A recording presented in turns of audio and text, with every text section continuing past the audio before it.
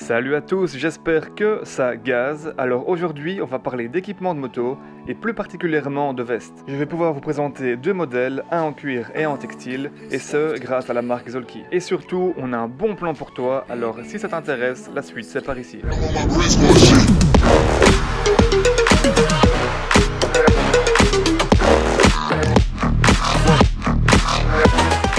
Alors, je vais pas y aller par quatre chemins.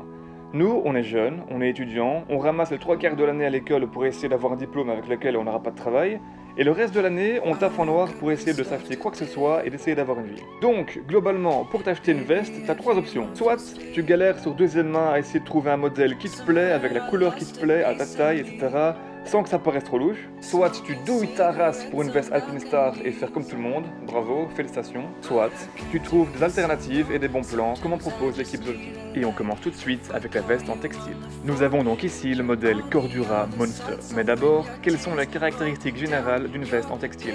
Pour commencer, c'est léger. Ensuite, c'est aéré, c'est ventilé, c'est très agréable à porter en été. C'est résistant à l'eau, voire même étanche. C'est pliable, entre guillemets. Ça veut dire qu'on peut le ranger dans un petit casier à l'école ou au travail ou le ranger dans un turquoise. Et de façon générale, c'est moins cher que le cuir. Donc voilà, voyons cette veste de plus près. Alors tout d'abord, comme je l'ai dit, elle est en Cordura, donc c'est du textile qui est très solide. En commençant sur le côté à partir de la manche, on peut voir un petit scratch pour gérer la largeur de la manche, tout le monde connaît. Une petite tirette pour ouvrir et fermer. Ici, qu'est-ce qu'on a? On a une... Non, c'est pas une poche, c'est de l'aération. Nous avons également ici un scratch, de nouveau, à hauteur du bras pour régler. Ici, nous avons la coque du coude, qui est vraiment très large, elle fait cette taille, et qui est vraiment solide, elle remonte même jusque au-delà du creux du coude. Nous avons donc la coque de l'épaule qui monte jusqu'au cou, qui est très large et qui vient couvrir le début du bras. Nous avons ici deux poches ventrales, qui ont la... Ah non, autant pour moi, c'est pas les poches, c'est de l'aération également. Donc pas de poche ventrale à l'avant pour celle-ci. Les poches sur le côté ici, avec deux pressions pour fermer plus près et plus loin.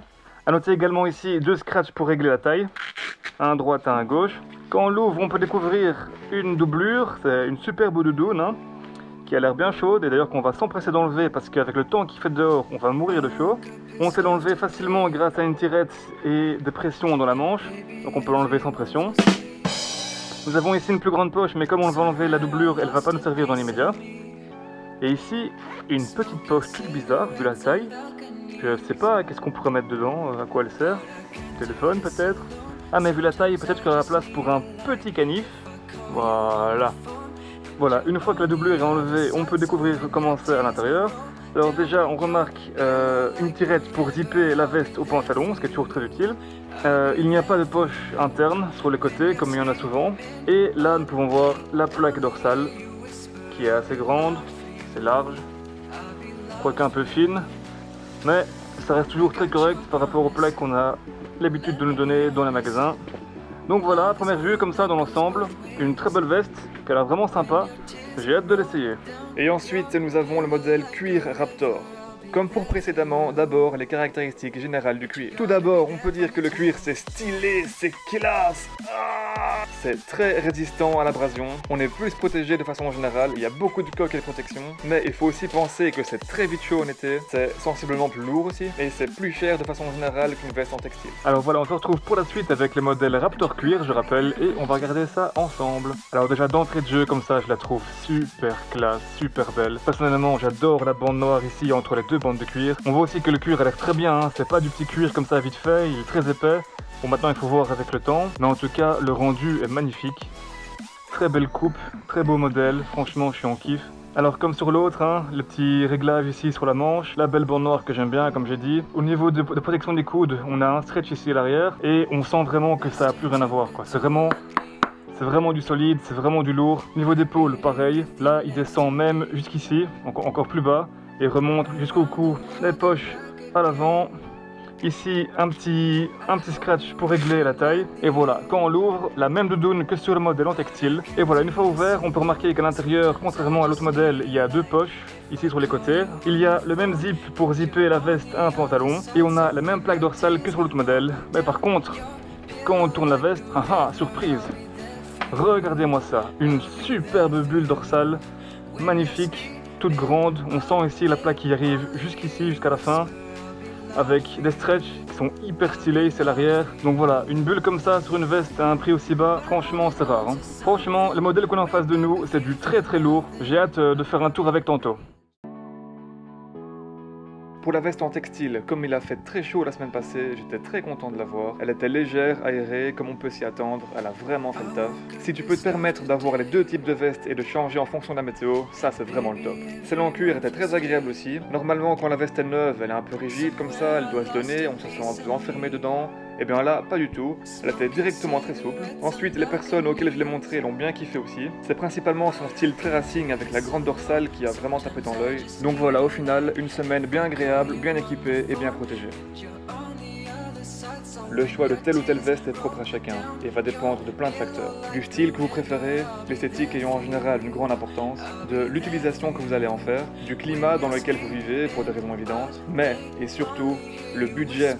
Ça va rester un facteur déterminant dans l'achat ou non d'une veste. Alors allez checker le site de Zolki, le lien est dans la description. Il y a des choses très sympas et comme je l'ai montré, c'est la bonne qualité, les finitions sont top, c'est original du fait qu'on n'a pas l'habitude de voir cette marque. Dis Laurent, c'est bien beau tout ça, mais je pensais à un truc. Quoi? Tu ne penses pas que ce serait cool de tester la résistance des vestes? Genre toi, t'as expliqué la veste, mais genre montrer la résistance de ce truc. J'ai une idée. Et comment on fait ça? Et, tu vois là-bas? Ouais. Tu vas à fond, et quand tu arrives au milieu, il y a des graviers. Bah tu laisses glisser ta moto, tu tôles, tu glisses un peu sur le dos et sur tes bras pour... Ouais, donc frein arrière et je glisse quoi. Ouais, voilà. Ah ouais, en mode comme le mec en KTM, là, comment il s'appelle? Ouais, lui, voilà. Ouais. Enfin bref, je sais plus, bref. En plus, j'ai plus. On fait ça, bah, je le fais qu'une fois. Hein. Ouais, tu fais qu'une fois, t'inquiète. Ok, bon. Yo. C'est ça? Yo, attends, je place. Ok. Oui. Oh putain, merde. Ah. Chier, ah putain. Merde. Ah. Oh putain. Oh le con. Ça va? Oh le con. Attends, je te... Ouais. Oh attends, t'es... Ça va? Oh putain. Oh putain, l'étincelle, coupe. Pour finir, je voudrais remercier l'équipe de Zolki pour nous avoir envoyé ces deux vestes, de nous avoir fait confiance et de donner une chance à une petite chaîne comme la nôtre de présenter un produit. C'était vraiment très sympa. Et aussi merci à vous, Aftershockiens, d'avoir regardé jusqu'au bout cette vidéo. J'espère qu'elle vous a plu. N'hésitez pas à commenter, à liker et à en parler à vos potes, ça nous fait très plaisir. Et on se revoit bientôt pour la suite. Merci à tous et surtout n'oubliez pas, stay safe, ride safe. Ciao.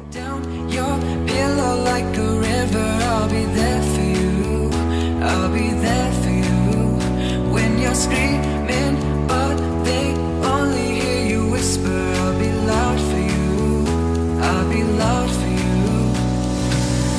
I got you a promise, let me be honest. Love is a road that goes both ways.